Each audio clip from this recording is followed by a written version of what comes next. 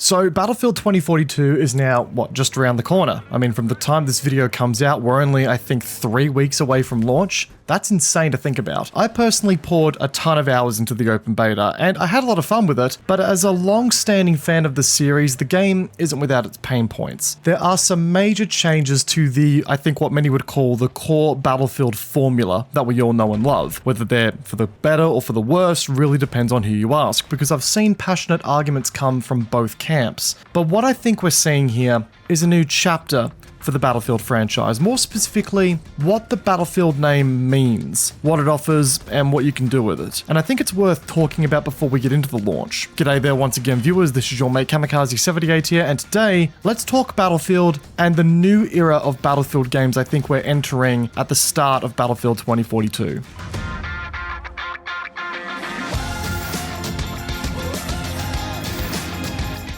I've got to say guys, this game has been living in my head rent-free since the announcement trailer way back in July. Battlefield is my jam, I've always loved it, and I have always been looking forward to getting back into it and enjoying it again with 2042. And then the beta hit. And sure, the jank factor was dialed to 11, but I generally had fun with it, and DICE has already confirmed a number of fixes and improvements in direct response to the feedback from that beta, which is great to see. And we also got clarification that the beta was in fact a 3-month-old build, so again, you'd expect to see some jank at that point. It truly was an unfinished beta, which is kind of rare to see in this day and age in gaming. DICE are also sticking to their guns in some places though, the specialist system for example. In fact, they doubled down on them by unveiling the final 5, some of which have some questionable abilities. I won't go into those today, but you get the idea. The point is, Battlefield as a series appears to be changing, and to a certain extent all games must change to remain relevant, but I think this is without a doubt the one game of the series that has changed the experience the most. But in saying that, what DICE have done here is packaged those changes to the core experience in with opportunities and ways to play without those changes should you choose to do so.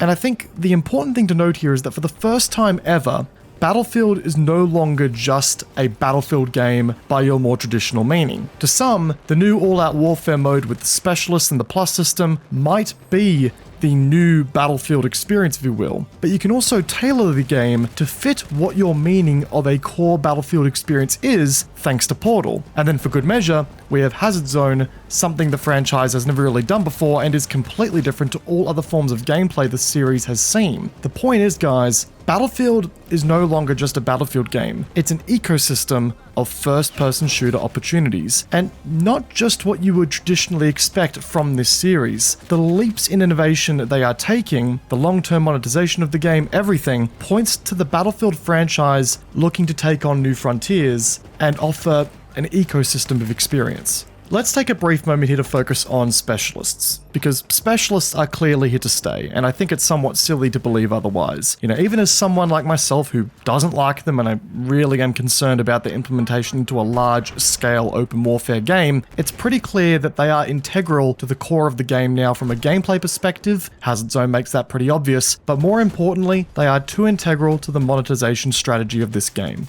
Specialists and, their respective cosmetics are clearly going to be the driving force behind this game's long-term monetization efforts. We've seen it in countless examples across the gaming industry. The trend of using quote-unquote heroes or identifiable characters as a means to sell unique cosmetics and give gamers the opportunity to reflect themselves through their main characters. The cold hard truth is that the identifiable heroes are much more marketable and sellable than generic soldier A and B. DICE and EA, they both know this, and the talk of the game being a live service experience fits the bill here. We know that the developers in EA are planning on releasing all post-launch gameplay affecting content for free. That includes all new weapons, maps, vehicles, the specialists themselves, new content for Portal should any come, and all of the content that ties then into Hazard Zone as a result is all coming for free. I will be honest, I've always been an advocate for keeping player bases together. While I do adore Battlefields 3, 4, and 1, their long-term monetization and DLC releases always had the flow-on effect of splitting player bases between those who bought the content drops and those who didn't. As a result, you saw community servers run the new content for a few weeks while the hype was high, but as the player count dropped,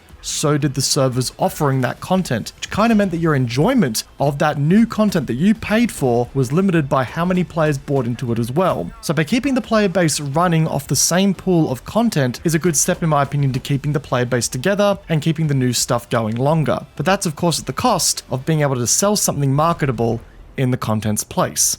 Hence the specialists. Gameplay wise as well, specialists are going to appeal to that wider audience because most love the idea of freedom of gameplay. You know, Battlefield has always locked you into predefined roles to use certain weapons or gear items with. And just to clarify here, I've always loved Battlefield for this. It makes it easy to track down teammates who can offer you support, and it keeps weapon variety and the meta involved varied and interesting. But obviously, if you're a new player who comes across to the series for the first time, this can seem almost obstructive and limiting compared to other titles and, you know, what they offer in terms of customization. And the hardest pill to swallow here is that Battlefield can't just aim to appeal to Battlefield fans exclusively. The game wouldn't be commercially viable in the current market if that was its plan. So it's clear that the team over at DICE are making attempts to appeal to a wider audience, and as a core Battlefield fan, I do sit in the camp of people who don't necessarily like the change. I get it, we gamers, we don't like change. We like when something works and we like it to stay that way. I've heard a lot of people use the expression, if it ain't broke, don't fix it. And to a certain extent, I agree with that. And as I said before, I've always loved the class system, and the specialists is a harsh change for me as a result of that. They don't necessarily make or break the game for me, but I can see why they would for some people. But after sitting back and having a big old think about this, I can also rationalize the call that they've made here too as developers. So it is what it is for me at this stage. I can tolerate specialists right now and, you know, I'll just do my best to look past them. But I can tolerate it more so based on the next point we're about to make here. As I mentioned earlier in the video, this Battlefield title is different to all the others that we've seen before. In the past, for the most part, the community has had a lot of power in maintaining the game for the long haul by renting servers, so they can adjust the game modes that are played, the map pools they pull from, player counts, and maybe even change certain settings like hardcore mode or turning certain HUD elements off and on. Enough to alter the core experience in a couple of small ways. But this time things are different. This time the developers are including Battlefield Portal, a sandbox that lets you define what the core experience of Battlefield is to you as a player. Want to play with no specialists? You can do that. Hell, want to create a small scale experience in Battlefield because you love the gunplay but don't necessarily care for the chaos of large open scale warfare with vehicles everywhere? Well, you can kind of do that too. Battlefield Portal is a concept that gives players the means to create their own Battlefield gameplay, which means that despite the changes DICE are making to the formula in the all-out warfare mode and admittedly in Hazard Zone, there are ways to still enjoy a more traditional style of gameplay. No dramas at all. And take note that I didn't use the term primary or main mode there when describing all-out warfare, because while all-out warfare is where they've placed all of their beta testing and all of their marketing thus far, Portal is just as much a part of the main game as is all-out warfare. And if I'm being completely honest, I think there's been a pretty big drop of the ball here on behalf of DICE and EA, because Portal is arguably the game's biggest feature from a potential standpoint. I mean, this isn't just some tacked-on mode here. It will be getting access to all of the current and post-release Battlefield 2042 maps and content, so you can experience a more traditional experience on those maps should you wish to do so, and the progression from Portal carries across to other modes as well. So your time there isn't going to be without reward. The point I'm trying to make here, guys, is that this game is a new chapter for Battlefield, and I don't mean that in the sense of the specialists, or the movement, or the gunplay. I mean that this is the first of a Battlefield game to launch that doesn't ship with a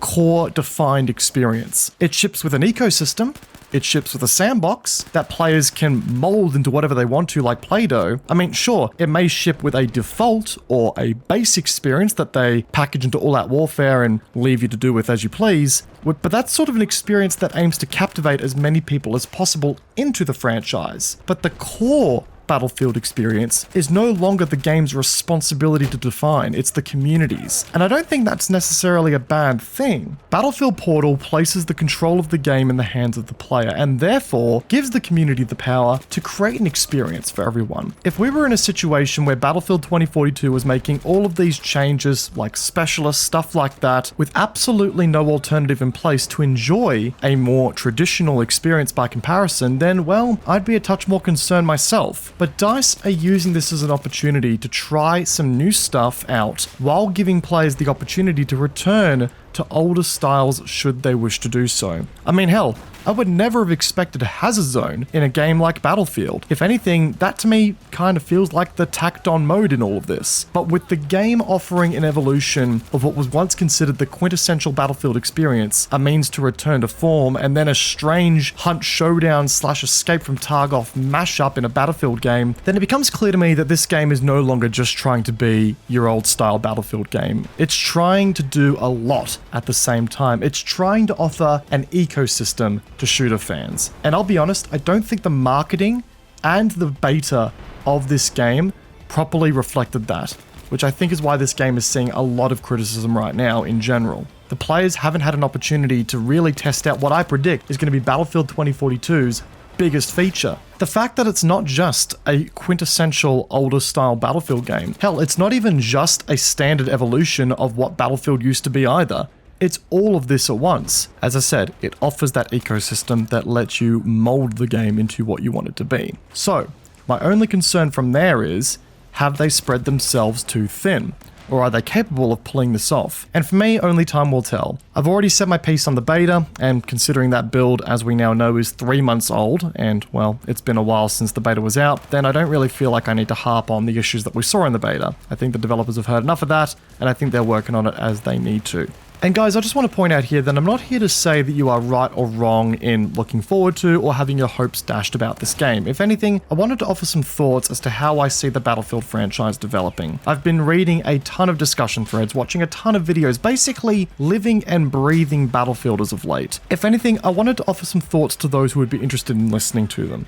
I'm excited for this game, but I can 100% understand people having their reservations. Everything we have seen from this game in length has been all about the specialists and the all-out warfare aspect of the game, which is a detachment of what we're used to seeing as a community from this game, and it's an attempt to attract a larger audience. So what I'm hoping here is that Battlefield 2042 as a package, with Portal, Hazard Zone, and all-out warfare in its current state, offers an experience for all matters of Battlefield fan, whether they be veteran or new player alike. I honestly believe that the game can offer an experience that lets both players coexist. And I do genuinely feel for the more traditional Battlefield community of the group here. I mean, I'm in that camp with you guys. I too feel a little concerned about some of the changes that are being made. But after looking back at everything that Battlefield 2042 is getting, how Portal is being integrated into the game, and just how part of the main game it actually is, I have a little bit more hope left that we will still be able to experience a multitude of ways to play this game, some of which that'll satisfy our traditional Battlefield itch. But ladies and gentlemen, that is going to be everything from me today. I hope you enjoyed today's video and this little talk on where I foresee the Battlefield franchise going. I hope I'm right, if I'm being completely honest, if the developers just completely ditch all of the future work they're doing on Portal in favor of all-out warfare alone. I am genuinely concerned that we will see a portion of the community get left behind that,